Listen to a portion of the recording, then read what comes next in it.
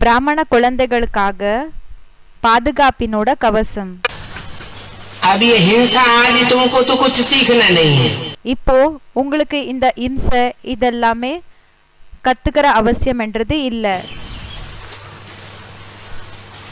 तुमको हिंसा करनी ही नहीं है. உங்களுக்கு இம்சை செய்யவே கூடாது. फिर भी ஆனாலும்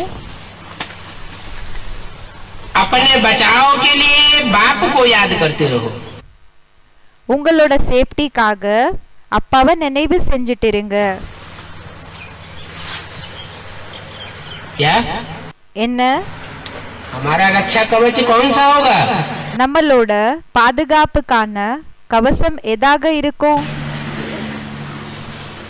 दुनिया हिंसक बनेगी, உலகம் இம்சை செய்யக்கூடதாக ஆகும். आक्रामक बनेगी, தாக்கக்கூடியவங்களாக ஆகும். मारामारी करेगी. அடிக்கிறது கொலை பண்றது இதெல்லாமே செய்யும்.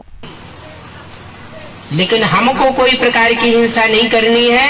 ஆனா நமக்கு எந்த விதமான இம்சையும் செய்யக்கூடாது. बाप की याद में रहना है. அப்பாவோட நினைவுல இருக்கணும்.